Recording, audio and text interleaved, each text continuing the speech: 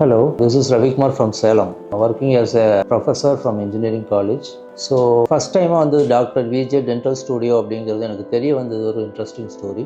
என்னோடய ஸ்டூடெண்ட் வந்து dental studio open பண்ணுறதுக்காக இனாகுரேஷனுக்காக வர சொல்லியிருந்தாங்க. ஸோ அதான் ஃபஸ்ட் டைமாக நான் டென்டல் ஸ்டூடியோ விசிட் பண்ணேன். விசிட் பண்ணும்போது எனக்கு இந்த ஆம்பியன்ஸ் மற்ற விஷயங்கள்லாம் ஒரு சின்ன ஒரு இம்ப்ரெஷன், ஏதோ சம்திங் டிஃப்ரெண்ட்டாக இருக்குங்கிறது எனக்கு தெரிய வந்துச்சு. நான் அதுக்கு முன்னாடி நான் நிறைய சர்ச் பண்ணிட்டு இருந்தேன், ஒரு நல்ல டென்டிஸ்ட் வந்து நான் பார்க்கணும் அப்படிங்கிறதுக்காக. ஏன்னா நான் born and bottom from Erode. அங்கே நான் என்னோடய டென்டல் ட்ரீட்மெண்ட்டுக்காக நிறையா ஹாஸ்பிட்டலில் நான் பார்த்துருக்கேன். எனக்கு வந்து இந்த இப்போ என் ஃபேஸை பார்த்தீங்கன்னாவே தெரியும், ஃப்ரம் பர்த்லேருந்தே வந்து எனக்கு வந்து ஹெமான்ஜியோமா அப்படிங்கிற ப்ராப்ளம் இருக்கிறதுனால என்னால் இந்த லெஃப்ட் சைடு டீத் வந்து யூஸ் பண்ண முடியாது யூஸ்வலி.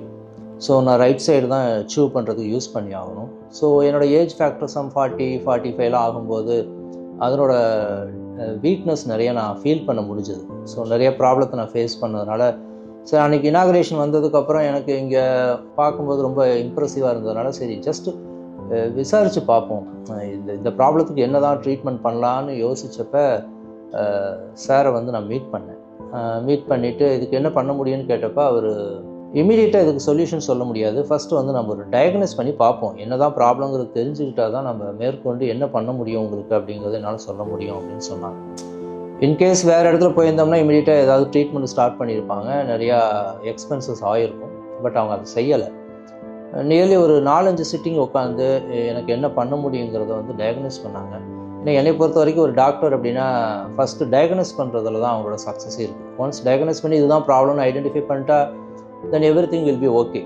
ஸோ அந்த மாதிரி தான் அவங்க டயக்னோஸ் பண்ணிவிட்டு இப்போ எனக்கு வந்து இம்ப்ளான்ட் பண்ணணும், இந்த பக்கம் ஒரு பல்லு ப்ராப்ளம் இருந்ததுனால ஒரு முடிவுக்கு வந்துட்டு அதுக்கு ஒரு 4-5 சிட்டிங் உட்காந்தோம். ஏன்னா இது வந்து ஒரு தடவை பண்ணிட்டோம்னா அது எந்த ப்ராப்ளமும் இல்லாத அளவுக்கு பண்ணணுங்கிறதுக்காக ரெகுலராக சிட்டிங்க்கு கூப்பிட்டாங்க. செக் பண்ணி பார்த்துட்டு அப்புறம் finally I undergone treatment. So அந்த ட்ரீட்மெண்ட் பண்ணதுக்கப்புறம் பார்த்தீங்கன்னா அந்த ரெகுலராக பார்த்தீங்கன்னா அந்த இன்டர்வல் அந்த டைமுக்கு அவங்க கால் பண்ணிவிட்டு எப்படி இருக்குங்கிறத வந்து செக் பண்ணிட்டு போக சொல்லுவாங்க.